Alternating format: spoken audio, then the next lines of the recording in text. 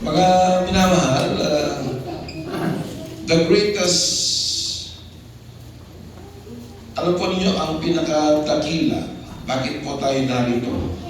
Upang makinig po ng mga salita ng Diyos, ang Ebanghelyo ng Panginoon.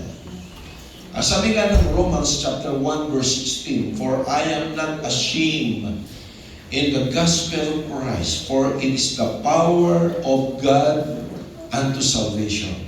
Ito raw po ang kapangyarihan ng Diyos upang magkaroon ng kaligtasan. Kasi kapatid, ang mga salita ng Panginoon, ito po ay ibinigay sa atin ng Diyos upang maging pagkain po ng ating mga kaluluwa. Amen po ba? Kung tayo po kapatid, ang katawang ito po ay kumakain ng almusal, pananghalian at saka hapunan para maging malusog ang ating pangangatawan. Likewise kapatid, yung inner man o yung kaluluwa po natin nasa loob, ito po ay hindi po kumakain ng material na pagkain. Bagkus, ang kinakain po ng ating kaluluwa ay ang mga salita ng Diyos. Amen?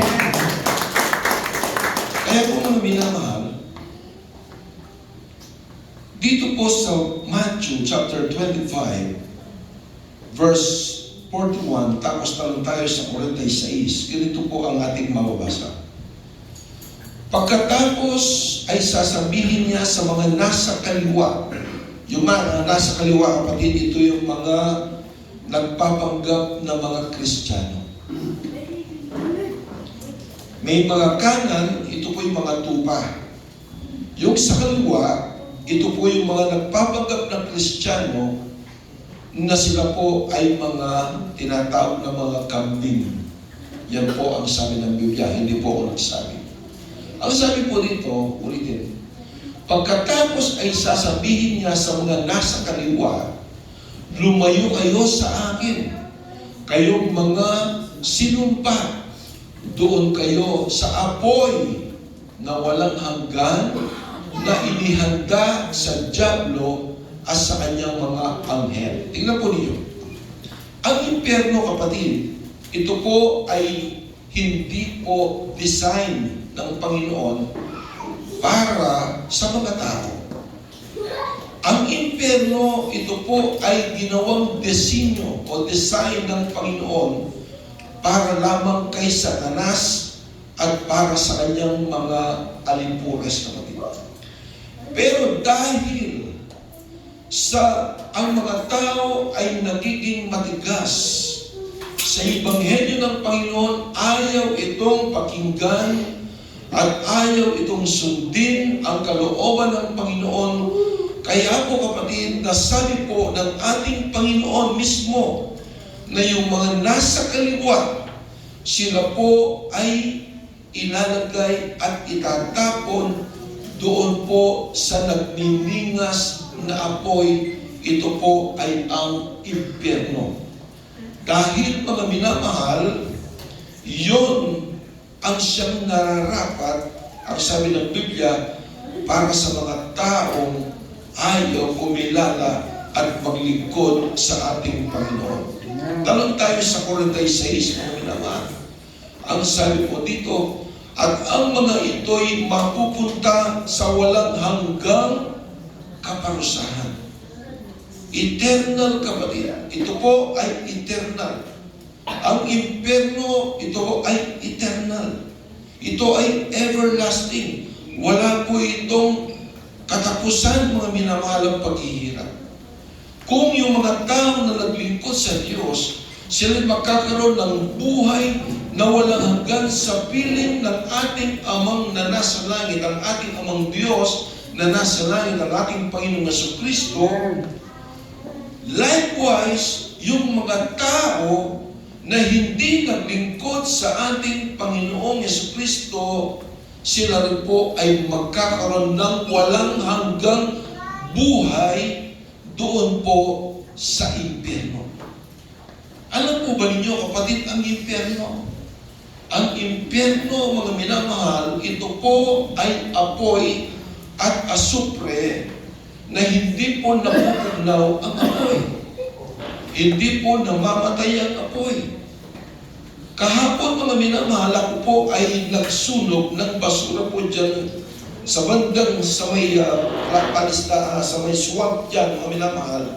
Malayo na po ako from here hanggang dyan po sa may TV po dyan.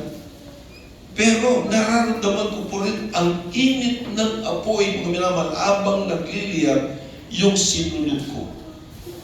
Paano pa kaya kapatid yung ating mga kaluluwa ay mismo nandun na sa apoy, na siya po kapatid ay lumalamoy sa apoy, sumisigaw araw at gabi, at itong apoy na ito ay hindi napupugnaw. Sabi ng Biblia, where worms diet not, yung mga uod ay hindi namamatay, and fire is never quenched. Ang apoy daw po ay hindi napupugnaw.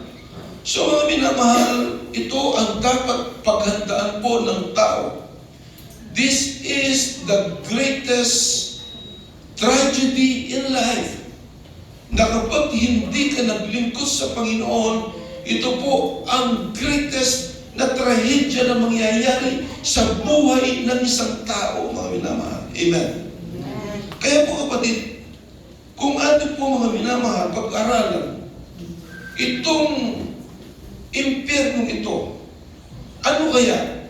Mind-blowing kapatid. Mag-imagine po tayo. Titingnan po natin, akin pong ilalagay sa inyong kaisipan, ipipicture natin kung ano po ba ang impyerno. Hindi ko kayo tinatakot kapatid, dahil ako po ay takot na takot din na pumunta ng impyerno. Amen po ba? Amen.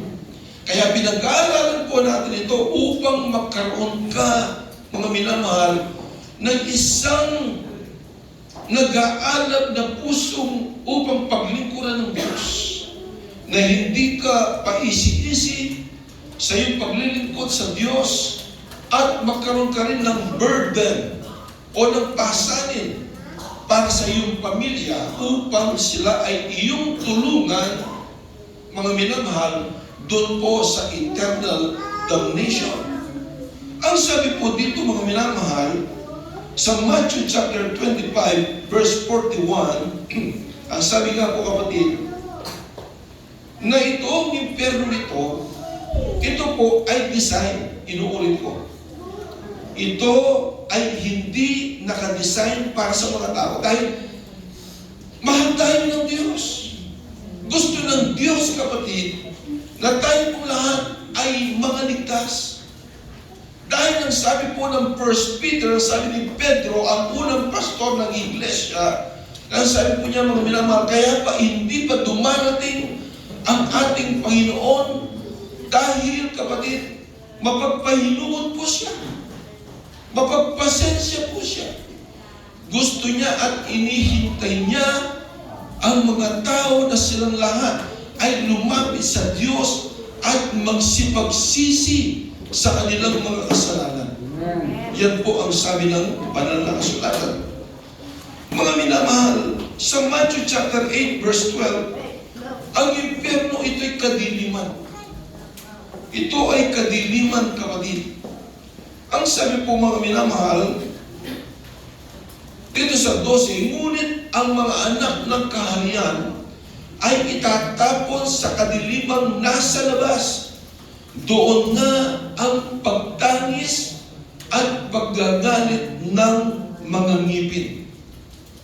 Ito ang impyerno. Ito'y kadiliman, kapatid. Na ito'y malayo sa presensya ng Diyos.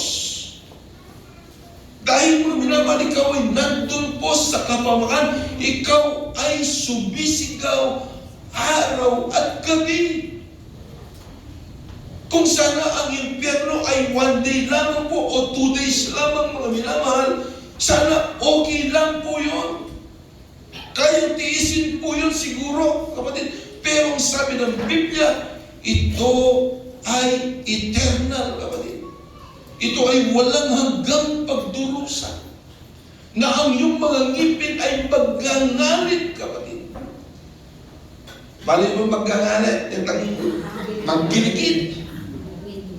Maggiligid ka rin sakit. Wari po tapong injection ng daga. Diyan kung natatakot kayong injection. Wari, ano po? Balang gagahis ko. Yan. Uling masakit yung panandaman mo.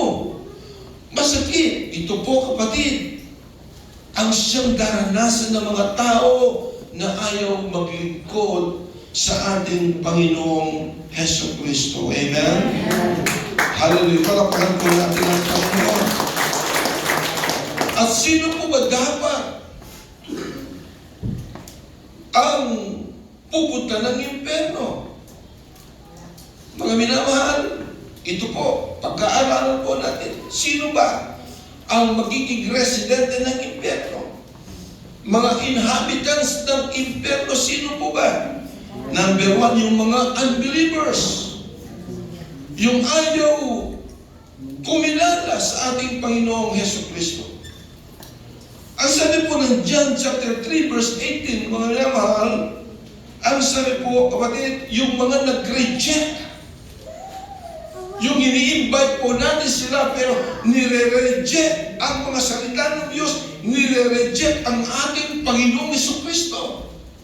Sila ay merong, kapatid, alokasyon, meron silang lugar doon sa impyerno. Sabi po, ang sumasampalataya sa Kanya ay hindi hinatulan o hindi hinahatulan.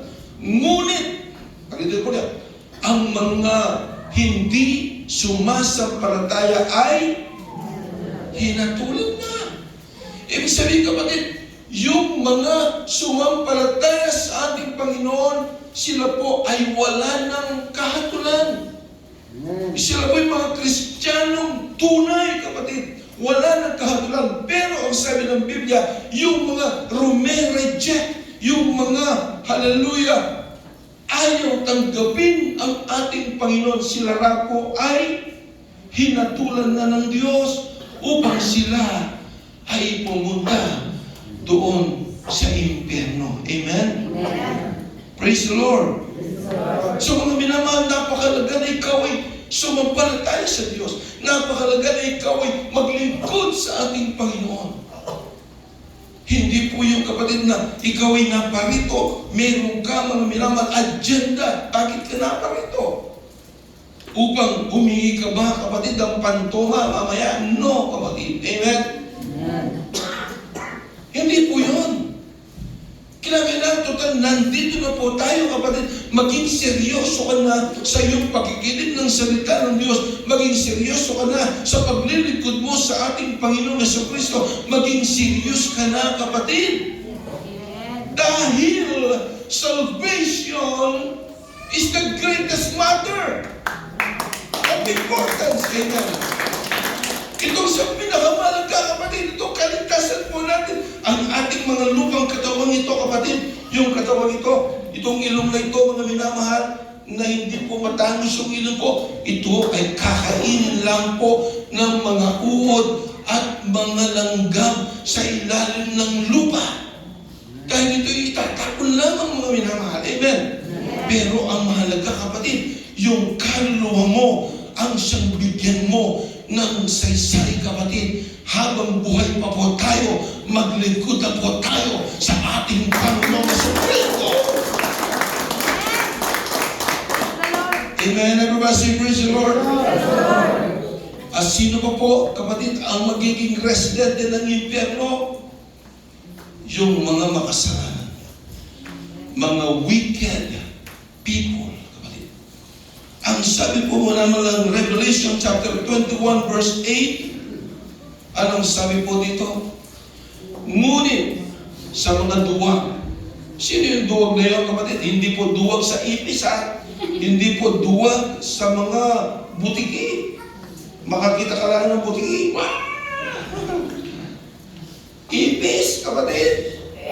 Hindi po yun ang kaduwagan na sinasabi ng Biblia. Itong mga duwag na ito, mga minamahal, yung nakilala niya ang ating Panginoong Jesucristo, nalaman po niya ang Ebanghelyo ng Panginoon, pero naging duwag po siya upang i-share ang gospel ng ating Panginoon. Amen? Amen. Ang sabi ko dito, ngunit sa mga duwag, sa mga hindi mananampalataya. Sinong hindi mananampalataya? Yung ayaw kumilala sa Panginoon. Amen. Mga karumal-dumal, mga mamamatay tao, mga mapaki-apid. Alam po niyo mapaki-apid? Yung meron lang po tayong asawa pero may inaano pala tayo. Ito yung mapaki-apid, kapatid. Amen? Mapaki-apid, hindi lang po pakikapid doon sa physical na yun. Yung pakikapid sa spiritual. Ano po yung spiritual, kapatid? Yung meron ka ng nakikilala mo na ang Panginoon Jesucristo pero nagsasubmit ka pa sa mga ibang relihiyon. Ito ay spiritual fornication, kapatid. Amen. At ano pa po? Mga mangkukulam. Sino po yung mangkukulam po dyan? Meron po ba? Sana wala. Mga sumasamba sa mga Diyos-Diyosan. Sumasamba sa mga Diyos-Diyosan. Kaya minsan, kapatid, baka may nagagalit sa amin dahil bold kami mangaral kasi salita ito ng Diyos. Kung hindi po namin ito papangaral, kung magiging selective kami sa mga salita ng Diyos, ang sabi ng Biblia naman doon po sa huling talata ng Revelation o ng Biblia, ang sabi, kung sino man ang magbawas at magdagdag ng mga salitang ito, sila rin ay mapapahamak at idaragdag ng Diyos ang mga sumpa sa kanila. So hindi pwede kami magbawas ng salita ng Diyos at hindi rin kami pwede magdagdag. Sinasabi ko ito, kapatid, minsan may nasasaktan. Bakit daw tinutuligsa natin ang kanilang reliyon? Hindi po. Ito'y nasa Biblia. Ang sabi po dito, yung mga mapagsamba sa mga Diyos-Diyosan. Marami po mga Diyos-Diyosan dyan, kapatid. Amen. Diyos-Diyosan mga minamahal. Minsan malaki, minsan maliit, minsan may maitim, minsan may puti, kapatid. Iba-iba. Pero kahit na mga minamahal, hallelujah, kuha ka ng karayom at tusukin mo sa kanyang mata, hindi siya kumikibo. Bakit? Dahil siya ginawa lamang ng kamay ng tao. Amen po ba? At hindi lamang po yun ang Diyos-Diyosan. Ano ka po? Kung ayaw mo maglingkod sa Diyos dahil sa asawa mo, dahil binabawalan ka ng asawa mo, yun din po ay Diyos-Diyosan. Dino-Diyos mo ang asawa mo. Amen? Kung ginagawa mong paraan, kapatid ko, dahilan, ang iyong sari-sari store, na ang pakinabang mo naman dyan ay 50 pesos lamang po maghapon dahil kending lemon at sa lollipop lang ang tinda mo, mga minamahal, tapos sasabihin mo, hindi mo maiwanan yung sari-sari store mo dahil walang pagbabantay, kaya hindi ka sumasamba. That is also a Diyos-Diyosan. Yung isang bagay na binibigyan mo ng higit sa Diyos, yun po ay Diyos-Diyosan. Amen po ba? Kung ang trabaho mo ay di mo maiwanan, dahil po, kapatid, pinagpapalit mo ang pagsamba mo dahil sa trabaho mo, that is also an idolatry.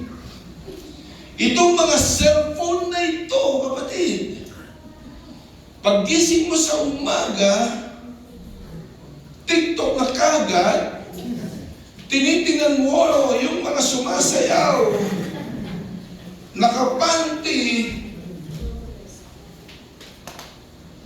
That is also not idolatry. Gawain na, kapatid, hindi mo pa ma-turn off itong cellphone mo, mga minamahal, ginagawa mo ulit ang Diyos-Diyosan. Nakukuha ka ba din? Amen. Maraming Diyos-Diyosan. Yung katigasan lamang ng ulo mo, kapatid, that is also an idolatry. Yun po yung sinabi ng Biblia. Kung marami po ang Diyos-Diyosan. Amen? Kaya po mo minamahal, patuloy ang basa. Ano pa po?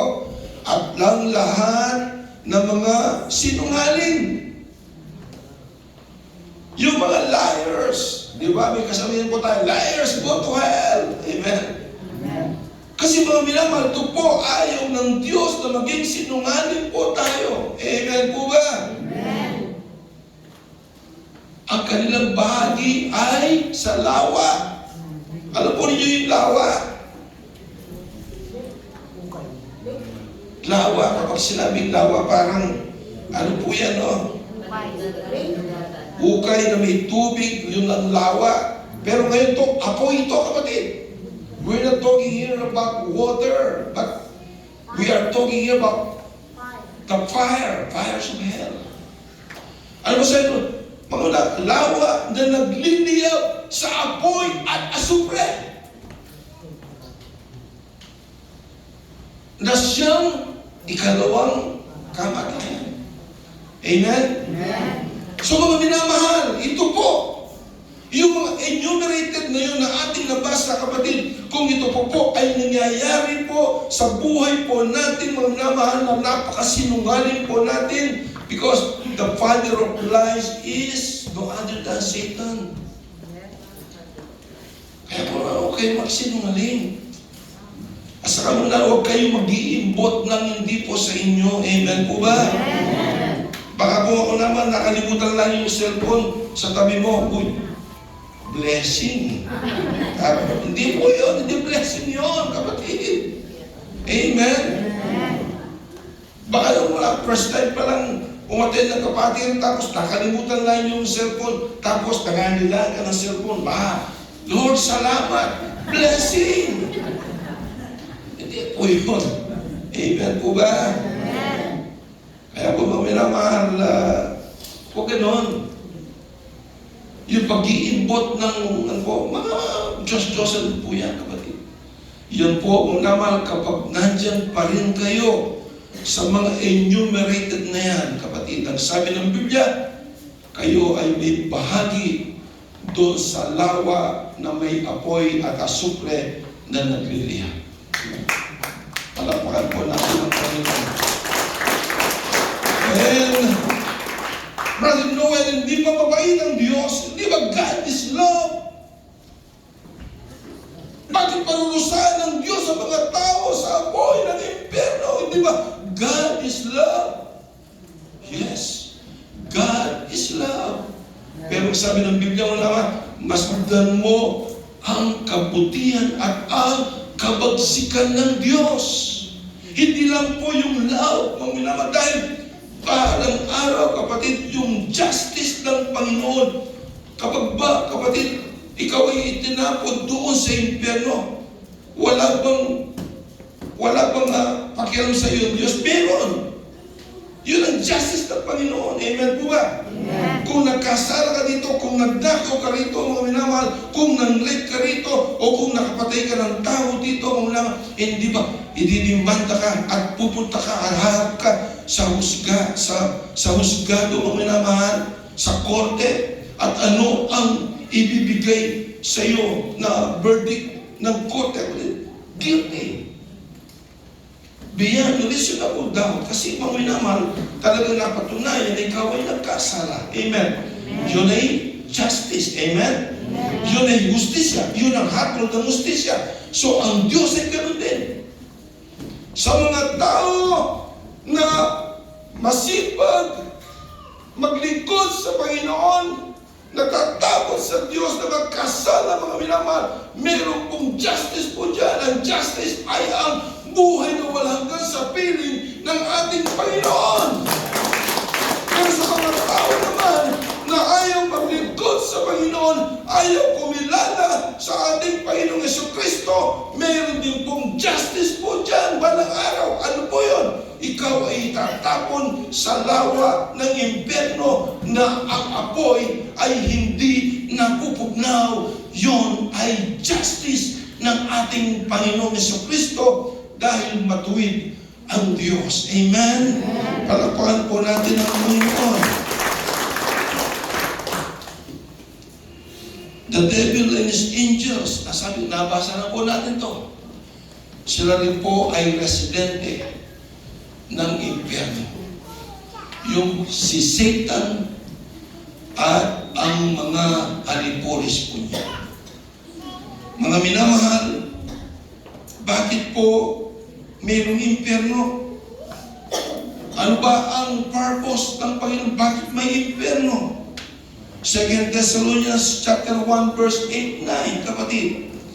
Ang sabi po dito, in flaming fire. Sa Ingles, mga minamahal, ang sabi po dito sa 2 Thessalonians chapter 1, 2 Thessalonians chapter 1 verse 8-9. Ang sabi po dito, mga minamahal, na nasa nagliliyab na apoy, sa Ingles, in flaming fire, inflicting vengeance on those who do not know God and on those who do not obey the gospel of our Lord Jesus Christ. Amen. Sa apoy daw, ito'y nagliliyab na apoy para sa mga ayaw sumunod sa ating Panginoong Jesucristo, ayaw kumilala sa ating Panginoong Jesucristo, at ayaw tanggapin ang tunay na ebanghelyo ng Panginoon. Amen. In flaming fire, taking vengeance for those who do not know God, na hindi nakikilala ang Panginoon. Hindi lahat ng tumatawag sa akin, Panginoon, Panginoon, ay papasok ng langit. Ang sabi ng Biblia. Amen po ba? Ito yung nakakatakot, kapatid. Basahin nga po natin Matthew chapter 7 verse 21 up to 23, kapatid. Tingnan po ninyo. Hindi lahat ng nagsasabi sa akin, Panginoon, Panginoon, ay papasok sa kaharian ng langit, kundi ang gumaganap ng kalooban ng Ama na nasa langit. Palakpakan po natin ang Panginoon. Hindi lahat. Ang dami pong relihiyon, kapatid, dito lang po sa bansang Pilipinas, more than 600 religions tayo dito sa Pilipinas. Sa buong bansa, buong daigdig rather, more than 7,000 religions all over the world. Sasabihin ba natin hindi sila tumatawag sa Diyos? Sasabihin ba natin, mga minamahal, hallelujah, na hindi sila naglilingkod sa Panginoon? Pero sabi ng Biblia, mga minamahal, hindi lahat ng tumatawag sa akin, Panginoon, Panginoon, ay papasok sa kaharian ng langit. Amen. Amen. Sa 9, Brother Rion, ang sabi dito, they will suffer the punishment of eternal destruction away from the presence of the Lord and from the glory of His might. Amen. Tingnan po ninyo, mga minamahal. They will suffer. Sila na po, mga minamahal, hallelujah, ay, ano ba yung sa Tagalog yung suffer? Magdurusa. Sila yung magdurusa, mga minamahal, hallelujah. Tatanggap ng kaparusahan, walang hanggang pagkapuksa at palalayasin sa harapan ng presensya ng Panginoon. Amen.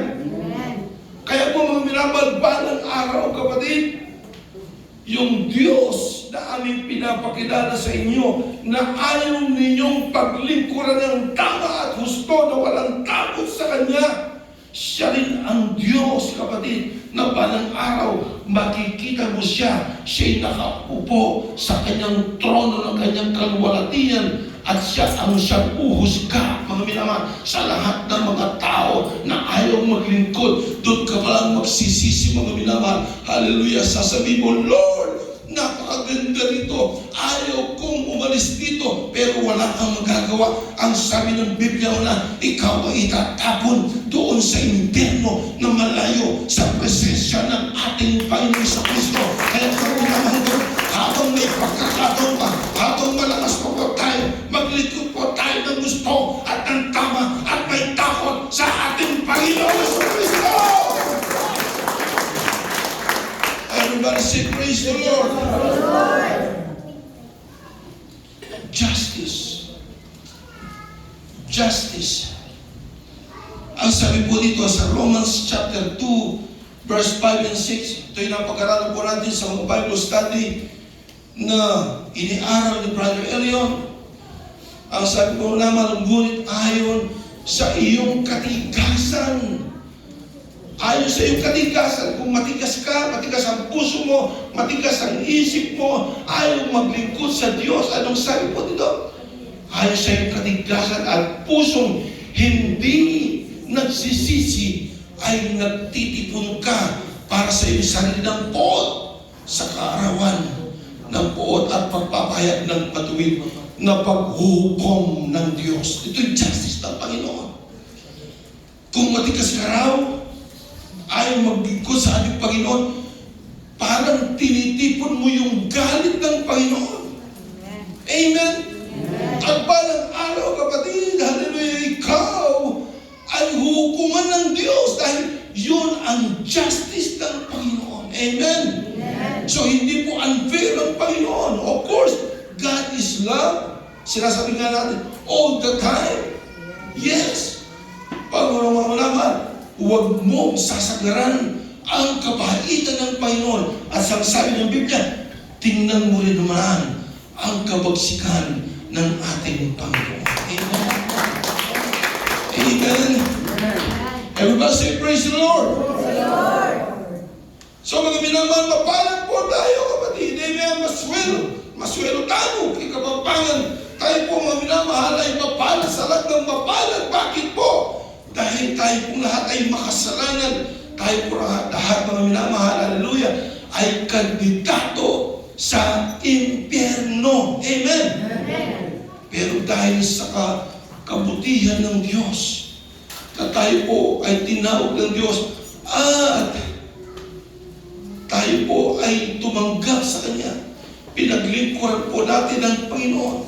Kaya po ngayon, tayo po ay narito, naglilingkod sa ating Panginoon. Amen? At hindi pa po ninyo, kapatid, narinig kung ano ang title ng ating napag-aralan. But I am pretty sure, kung naintindihan mo yung mga pinag-aralan nating mga versikulo sa Biblia, kapatid, baka ikaw ay mapasigaw po dyan. Baka ikaw, kapatid, ay tatayo upang palampakan mo ang Panginoon. Dahil mga minamahal, hallelujah, supposedly, tayong lahat ay pupunta sa impyerno, mga minamahal, na walang pahinga, araw at gabi, sumisigaw, mga minamahal. Pero dahil sa kabaitan ng Panginoon, ang sabi ng Biblia, our trip to hell, your trip to hell has been canceled by the Lord Jesus. Amen! Amen! Mga minamahal, parang wala lang sa iba.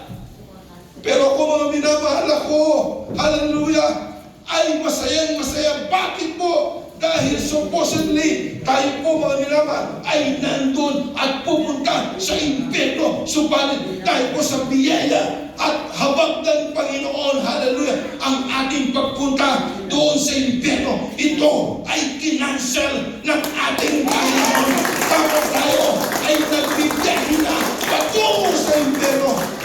But because of the grace of God, mga minamahal, ang sabi ng John chapter 3 verse 16, for God so loved the world that He gave His only begotten Son, that whosoever believeth in Him should not perish but have everlasting life.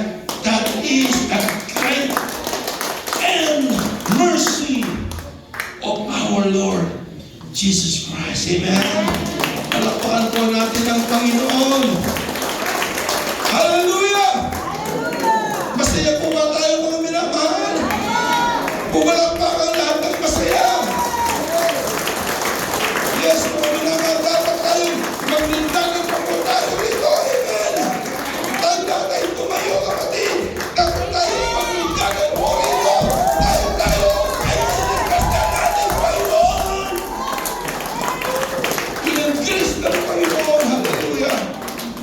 Ang impyerno ngayon ay hindi na po para sa atin. Dahil tayo po'y niligtas na ng Panginoon, mahabag na lang po tayo, yung mga unbelievers, yung mga loved ones po natin, yung mga anak po ninyo nasaan, ang mga kapatid po nasaan, yung napag-aralan po natin, nagtanong si Cain sa ating Panginoon, "Am I my brother's keeper?" Ang sabi po niya, "Ako ba'y tagapagbantay ng aking kapatid?" Yes! The answer is yes, mga minamahal. Meron po tayong dapat malasakit. Meron po tayong burden para sa mga kapatid po natin. Kung wala po sila rito, i-share mo ngayon ang gospel ng ating Panginoon.